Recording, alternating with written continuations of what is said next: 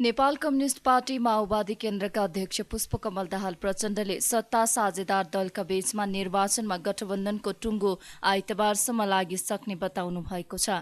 भरतपुर विमानस्थलमा शनिबार पत्रकारसँग कुराकानी गर्दै उहाँले सो कुरा बताउनु भएको हो। निर्वाचनको समयमा एउटै पार्टीभित्र समेत विवाद बहस हुने भएकाले दलका बीचमा सहमतिमा आउन समय लाग्नु स्वाभाविक भएको उहाँले बताउनुभयो।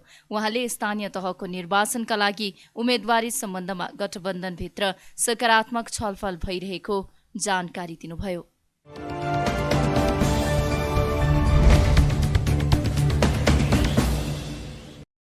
परराष्ट्र मन्त्री डाक्टर नारायण खड्काले नेपालको विकासका लागि जापान सरकारले गरेको सहयोग महत्त्वपूर्ण रहेको बताउनु भएको छ।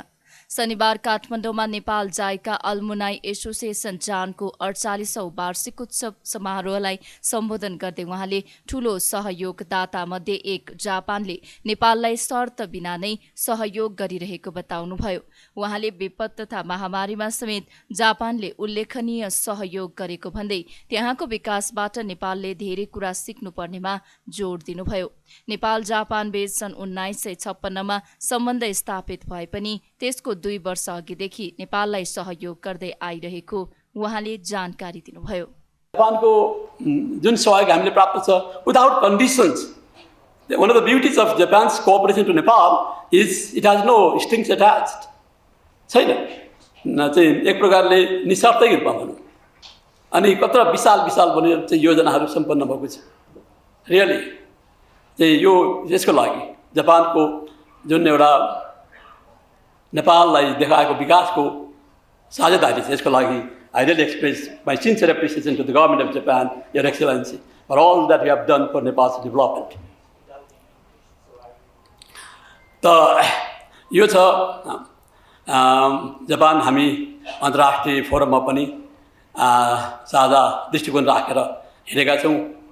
द्विपक्षीय राम्रो छ, बहुपक्षीय फोरमहरूमा पनि बडो राम्रो सम्बन्ध भएको देश र जापानले हामीलाई अप्ठ्यारो परे होला, चाहे भूकम्पको बेलामा होस् चाहे कोभिडको बेलामा होस्, जापानले धेरै ठुलो मानवीय सहयोग पनि उपलब्ध गराएको छ। यसको लागि पनि म जापान सरकारलाई चाहिँ नेपाली जनता, नेपाल सरकार मेरो तर्फबाट हार्दिक धन्यवाद दिन चाहन्छु।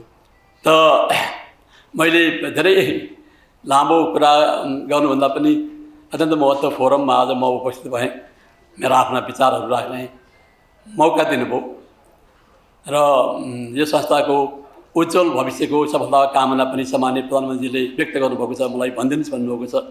मेरो तर्फबाट पनि यो संस्थाको उज्जवल भविष्य र यहाँहरूको यति ठुलो एसेट मैले human capital, mental capital that you have possess, some 1300 active members, 600 life members हुनुहुन्छ यसमा। यो चाहिँ अब हामी सरकारमा बसेकाहरूले एकदम तपाईँहरूको ज्ञान, सिप, अनुभव हासिल गर्नु छ र तपाईँहरू आर्थिक र सांस्कृतिक राजदूत पनि हुनुहुन्छ, गुडविल एम्बेसेडर। अहिले तपाईँहरू यहाँ हुनुहुन्छ जापानको लागि गुडविल एम्बेसेडर भनेर, उहाँ जानुभएका नेपालीहरू नेपालका जापानको लागि गुडविल एम्बेसेडर। कार्यक्रममा एसोसिएसनद्वारा प्रकाशित मिलन पत्रिका विमोचन गरिएको थियो।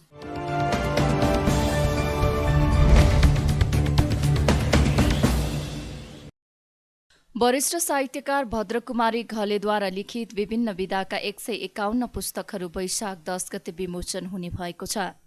भद्रकुमारी घले सेवा सदनको वार्षिक साधारण सभाका अवसरमा 10 गते पूर्व प्रधान न्यायाधीश सुशीला कार्कीको प्रमुख आतिथ्यतामा पुस्तक विमोचन हुने शनिबार काठमाडौँमा आयोजित पत्रकार सम्मेलनमा जानकारी गराइएको हो।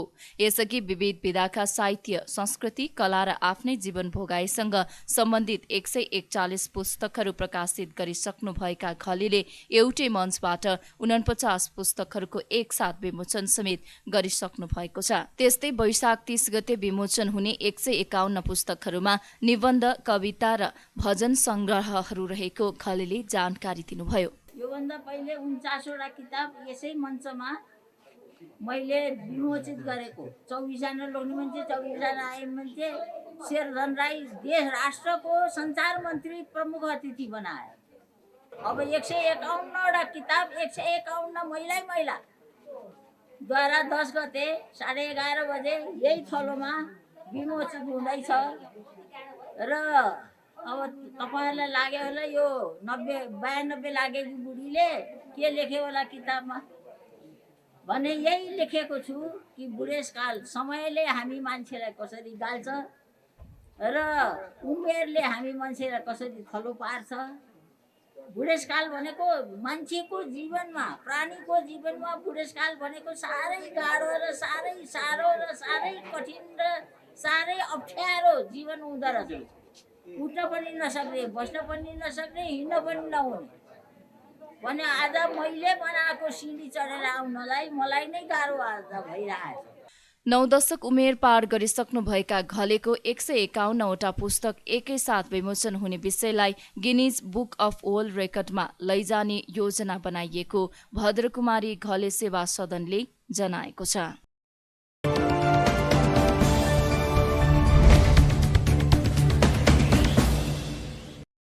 चैत शुक्ल पूर्णिमाका दिन शनिबार ऐतिहासिक महत्व बोकेको काठमाडौँको बालाजु स्थित 22 धारामा विशेष मेला लागेको छ।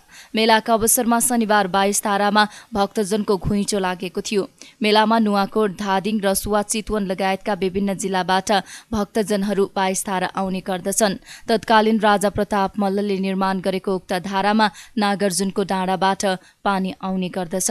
यस दिन बालाजु 22 धाराको पानीले स्नान गरे पाप पखालिने, रोग निको हुने र चिताएको पूरा हुने धार्मिक विश्वास रहिआएको छ।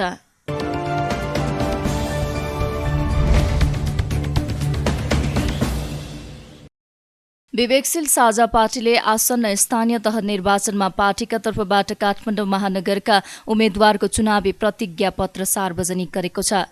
ललितपुर स्थित पार्टी कार्यालयमा पत्रकार सम्मेलन गर्दै विवेकशील साझा पार्टीले काठमाडौँ महानगरको विकासको योजना सहितको चुनावी प्रतिज्ञा पत्र सार्वजनिक गरेको हो। प्रतिज्ञा पत्रमा भ्रष्टाचार नियन्त्रण, सुशासन र सेवा प्रवाह, सुलभ व्यवस्थित विद्युतीय यातायात, नेवा कला संस्कृतिको पुनर्जागरण, खुला क्षेत्रको संरक्षण र विस्तारलाई मूल एजेन्डा बनाइएको छ। त्यस्तै नदीनालाको सफाई र पुनर्स्थापना, सफा र व्यवस्थित काठमाडौँ र गुणस्तरीय शिक्षा, स्वास्थ्य र सामाजिक सुरक्षा सो पार्टीले मूल एजेन्डामा राखेको छ। पत्रकार सम्मेलनमा विवेकशील साझाका अध्यक्ष रविन्द्र मिश्रले प्रतिज्ञा पत्रमा भएका विषयलाई कार्यान्वयन गरेरै छाड्ने प्रतिबद्धता जनाउनुभयो। उहाँले आफ्नो दलका उम्मेद्वारको इमानदारी, परिपक्वता र क्षमताको परीक्षण गर्न दिन पनि आग्रह गर्नुभयो।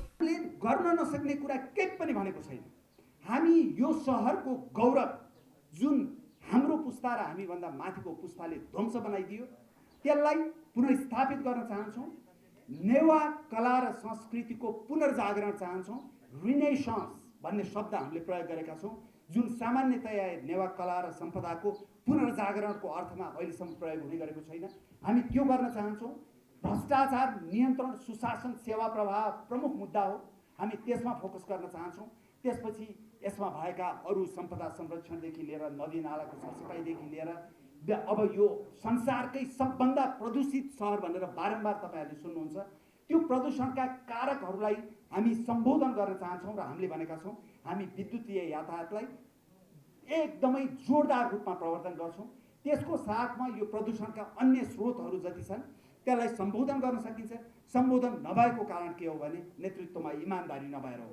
त्यसै गरी हामीले सार्वजनिक शिक्षा र स्वास्थ्य निःशुल्क र गुणस्तरीय हुनुपर्छ भन्ने हाम्रो मूल भाव हो र काठमाडौँ महानगरपालिकाभित्र भएका सार्वजनिक शिक्षाको विषयलाई हामी त्यसै गरी सम्बोधन गर्छौँ र हामी 12 कक्षासम्म निःशुल्क हुनुपर्छ सार्वजनिक शिक्षा। निःशुल्क मात्रै होइन, गुणस्तरीय हुनुपर्छ भन्ने हाम्रो मान्यता हो। अब त्यो सबै विवरणमा जान सकिँदैन। त्यसै गरी वडा वडामा हामी स्वास्थ्य सेवा प्रदान गर्छौँ भनेर भनेका छौँ। त्यसबाहेकका अरू धेरै विषयहरू यहाँ छन्। विवेकशील साझा पार्टीले 30 वैशाखमा हुने स्थानीय तह निर्वाचनमा काठमाडौँ महानगरको मेयरमा समीक्षा बास्कोटा र उपमेयरमा कीर्ति तुलाधारलाई उम्मेद्वार घोषणा गरेको छ।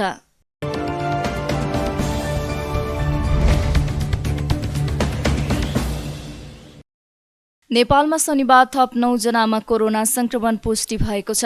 देशभर गरिएको 1986 पीसीआर परीक्षणका क्रममा 6 जना र 2059 एन्टिजेन परीक्षणका क्रममा 3 जनामा कोरोना संक्रमण पुष्टि भएको हो। शनिबार पनि कोरोनाका कारण कसैको पनि मृत्यु नभएको स्वास्थ्य मन्त्रालयले जनाएको छ। त्यस्तै थप 44 संक्रमित निको हुँदा हालसम्म नेपालमा 9,66,303 संक्रमित निको भएका छन्। हाल नेपालमा 400 सक्रिय संक्रमित आइसोलेसनमा रहेको मन्त्रालयले जनाएको छ।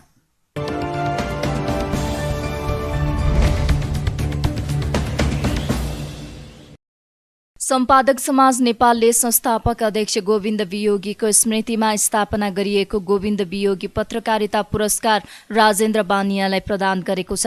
शनिबार नुवाकोटको शिवपुरी 7 सूर्यचौरमा रहेको गोविन्द वियोगी पत्रकारिता अध्ययन केन्द्रमा आयोजित एक कार्यक्रमका बीच कंग्रेस प्रवक्ता डाक्टर प्रकाश शरण महतले बानियालाई उक्त पुरस्कार हस्तान्तरण गर्नुभएको हो। त्यस्तै गोविन्द वियोगी विशेष पत्रकारिता पुरस्कार राष्ट्रिय समाचार समिति राससका वरिष्ठ सम्पादक विष्णुप्रसाद नेपाललाई प्रदान गरिएको छ। यस वर्ष सम्पादक समाज सम्मान वरिष्ठ पत्रकार मल्लेके सुन्दर, पुरुषोत्तम दाहाल र कृष्ण ताम्राकारलाई प्रदान गरिएको छ। पुरस्कार प्रदान गर्दै कंग्रेस प्रवक्ता महतले लोकतान्त्रिक मूल्य मान्यतालाई स्थापित गर्न सबै गम्भीर हुनुपर्ने बताउनुभयो। लोकतान्त्रिक मूल्य र मान्यताको हामी पक्षधर छौँ भनेर हामी सबै भन्छौँ। लोकतान्त्रिक धारदेखि लिएर वामपन्थी धारदेखि सबै त्यसमा हामी प्रतिबद्ध छौँ भनेर हामीले भनिराखेका छौँ। हामीले लिप सर्भिस हामी सबैले दिइराखेका छौँ। तर साँचो मानेमा के हामी मनैदेखि हाम्रो व्यवहार बानी सबै हिसाबले त्यो हुन सकेका छौँ भन्दा छैन। त्यसमा डिग्रीमा अलिक बढी हामी भएको छौँ भनेर हामी दाबी गर्छौँ। तर हामी पनि पूर्ण रूपमा त्यो मूल्य र मान्यतालाई हाम्रो जीवन पद्धति हामीले पनि बनाउन सकेका छैन। त्यो हामी सबैले स्वीकार हामीले गर्नुपर्छ। हामीले संविधानमा धेरै कुराहरू लेख्यौँ, लेख्ने कुरामा कुनै कन्जुसाइ गरेका छैन, बोल्ने कुरामा हामी कुनै कन्जुसाइ गर्दैनौँ। तर बोल्नु र गर्नुमा आकाश जमिन अन्तर छ। व्यवहारमा उतार्नु कठिन छ, बोल्न सजिलो छ। त्यसकारण हामीले हाम्रो जीवन पद्धति नै लोकतान्त्रिक मूल्य र मान्यताप्रति समर्पित, विधिको शासनप्रति समर्पित हुनको लागि हामीले हाम्रो सम्पूर्ण दैनिक हाम्रो दिनचर्या, हाम्रो सोचमा आमूल परिवर्तन आउनु जरुरी छ। त्यो भयो भने मात्रै साँचो मानेमा मलाई लाग्दछ लोकतन्त्र नेपालमा संस्थागत हुन्छ। त्यो अवस्थामा मात्रै हुन सक्दछ भन्ने मलाई लाग्छ। अझ त्यसको लागि हामीले लामो यात्रा तय गर्नुपर्छ भन्ने मलाई लाग्छ। हामीले पेपरमा यसलाई चाहिँ संस्थागत गर्यौँ, तर व्यवहारमा संस्थागत गर्न सकेका छैनौँ। सम्पादक समाज नेपालका संस्थापक अध्यक्ष वियोगीको निधन पश्चात 2062 सालमा स्थापना भएका उक्त पुरस्कारहरू हरेक वर्ष प्रदान गरिँदै आएको छ। गोविन्द वियोगी स्मृति ट्रस्टद्वारा आयोजित उक्त कार्यक्रममा वियोगीको शालिग अनावरण तथा गोविन्द वियोगी पत्रकारिता अध्ययन केन्द्रको भवन उद्घाटन गरिएको थियो।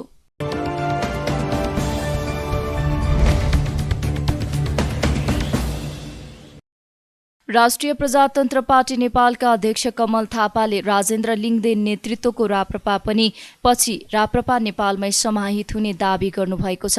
शनिबार बुटवलमा आयोजित पत्रकार सम्मेलनमा बोल्दै थापाले स्थानीय तहको निर्वाचनबाट सम्मानजनक उपस्थिति हुने र पार्टी स्थापित गरेरै छाड्ने बताउँदै केही समयपछि लिङदेन नेतृत्वको राप्रपा पनि पछि राप्रपा नेपालमै समाहित हुने दावी गर्नुभयो। अध्यक्ष नेपालले पार्टी नयाँ भएको र पार्टीलाई खुट्टा टेकाउनका लागि स्थानीय तहको निर्वाचनमा नेकपा एमालेसँग चुनावी तालमेल गरिएको बताउनुभयो। पूर्व उपप्रधानमन्त्री समेत रहनुभएका थापाले मत बदर हुन सक्ने भएकाले संयुक्त रूपमा सूर्य चिन्हबाटै चुनावमा जाने बताउनुभयो। नेकपा एमालेका अध्यक्ष केपी शर्मा ओलीको राष्ट्रियताप्रतिको अडान स्थिरता र समृद्धिको पक्षमा रहेकाले एमालेसँग तालमेल गरिएको उहाँले जानकारी दिनुभयो। थापाले प्रतिनिधि सभाको निर्वाचनमा भने पार्टीलाई राष्ट्रिय पार्टीको रूपमा स्थापित गराएरै छाड्ने जिकिर गर्नुभयो। यो मेरो पनि कमजोरी हो भन्ने मलाई लाग्छ कि नेपालमा विदेशीले ल्याएर राजा राखिदिने पनि होइन। सेनाले कु गरेर राजा ल्याउने पनि होइन, सडकमा 2-4 हजारले राजा आऊ देश बचाऊ भन्दैमा राजा आउने पनि होइन। राजा आउने बाटो भनेको के थियो भने जनताको विश्वास, राजनैतिक दलहरूसँगको सहकार्य। तर यो बिचमा 15 वर्षको बिचमा राजाको जति पनि वक्तव्यहरू हेर्नुहोस् त, त्यो वक्तव्यको एउटै साथ दलहरू असफल भए, दलहरूले राम्रो काम गरेनन् भनेर दलहरूप्रति वैमनस्यता बढाउने काम मात्रै राजाबाट भयो। जसले गर्दा के भयो, राजा र राजनैतिक दलहरूको बीचको सम्बन्ध पहिलेको भन्दा पनि झन् बिग्रिएर गयो। अर्कोतर्फ यो 15 वर्षको बिचमा हामी चाहिँ सडकमा राज संस्था पुनर्स्थापनाको निमित्त रगत पसिना बगाएर हिँड्यौँ, तर स्वयं राजाले यो 15 वर्षको बिचमा जनताको विश्वास आर्जन गर्ने गरी कुनै सकारात्मक योगदान भएन। त्यसले गर्दाखेरि त अब नयाँ पिँढी आइसक्यो। 63 सालमा जब राज संस्था पाखा लगाउँदाखेरि जन्मेको व्यक्ति नै 15-16 वर्षको भइसक्यो। उसले त राज संस्था देखेकै छैन। यो पृष्ठभूमिमा मैले भन्न खोजेको के हो भने स्वयं राजाले नै यदि यो बिचमा राज संस्था पुनर्स्थापनाको निमित्त दलहरूसँग सम्बन्ध सुधार गरेको भए, जनताको विश्वास जित्ने गरी सकारात्मक योगदान भएको भए मलाई लाग्छ केही सम्भावना थियो, नभए होइन। त्यसको लागि हामीले प्रयास गर्यौँ पनि, तर के भनेदेखि अब स्वयं अब अहिलेको स्थिति हेर्दा त के लाग्छ भनेदेखि हेर्नुहोस्, अब यो हामी नै अब यो बिचमा हामीले 15 वर्ष त कराएर हिँड्यौँ, तर राजाले चाहिँ करिब यो परिवर्तनलाई स्वीकार गरिसकेको हो कि भन्ने त्यो अनुभूति हुन थालिसकेको छ। यो अहिलेको चेन्जलाई सँग रिकन्साइल गरिसक्यो कि अब बाहिर चाहिँ नभन्दैन, किनभने एक थरी मान्छे त अब चाहिँ राजा आऊ देश बचाऊ भनेर कराएर हिँडिराखेका छन्, त्यसलाई डिस्करेजमेन्ट नगर्ने, भोलि कागताली आइलाग्यो भने ठिकै छ भन्ने पनि होला। तर के भनेदेखि चाहिँ नि भित्रभित्र चाहिँ राजाले रिकन्साइल गरिसक्यो र चाहिँ आफ्नो व्यापार व्यवसायमा बढी ध्यान केन्द्रित भएको जस्तो चाहिँ अहिले देखिन्छ। केपी ओलीको नेतृत्वमा पछिल्लो कालखण्डमा नेकपा एमाले राष्ट्रियता, स्थिरता र समृद्धिको पक्षमा जुन सशक्त अडान र नीति अवलम्बन गरेको छ, त्यसलाई दृष्टिगत गर्दै हामीले नेकपा एमालेसँग सहकार्य गर्ने निर्णय गरेका हौँ। भर्खरै स्थापना भएको नयाँ पार्टी भए तापनि राप्रपा नेपालले अवलम्बन गरेको लोकतान्त्रिक विचारलाई सम्मान गर्दै नेकपा एमाले सहकार्य गर्नको निमित्त तयार भएकोमा म नेकपा एमालेलाई धन्यवाद पनि दिन चाहन्छु र मलाई पुरा विश्वास छ आगामी निर्वाचनमा हामीले राम्रो सफलता हासिल गर्नेछौँ। नेकपा एमालेसँग सहकार्य सँगसँगै हामीले स्थानीय चुनावमा नेकपा एमालेकै चुनाव चिन्ह सूर्यलाई साझा चिन्हको रूपमा लिने निर्णय पनि गरेका छौँ। त्यसका 2-3 वटा कारणहरू छन्। पहिलो कारण तुलनात्मक रूपमा राप्रपा नेपाल नयाँ पार्टी भएको र हाम्रो चुनाव चिन्हका बारेमा आम जनतालाई चिनाउनको निमित्त पनि पर्याप्त समय नभएको कारणले पनि हामीले साझा चिन्ह रोजेका हौँ। दोस्रो अहिले निर्वाचन आयोगले तयार गरेको मतपत्र जुन छापि नै सकिएको छ, त्यो मतपत्रमा कुनै स्थानमा उम्मेदवार खडा नभए पनि चुनाव चिन्ह चाहिँ रहने भएको छ। उदाहरणको निमित्त हामीले कुनै वडामा नेकपा एमालेसँग तालमेल गरेर राप्रपा नेपालले प्राप्त गर्यो, तर त्यो राप्रपा नेपाल र एमालेको बीचमा भएको तालमेल भएको वडामा समेत दुवै पार्टीको चुनाव चिन्ह रहने भए। त्यसले गर्दाखेरि धेरै ठुलो सङ्ख्यामा मत बदर हुन सक्ने खतरा देखियो। यसको हामीलाई तितो अनुभव छ। थापाले देशमा अब राज संस्थाको आवश्यकता नरहेको र राप्रपा नेपालको एजेन्डा गणतन्त्र सहितको हिन्दू राष्ट्र रहेको बताउनुभयो। उहाँले देशमा अब राज संस्था आउन नसक्ने ठोकुवा गर्दै राजाले भित्री रूपमा गणतन्त्र स्वीकार गरेर व्यवसायमा लागेको जिकिर गर्नुभयो।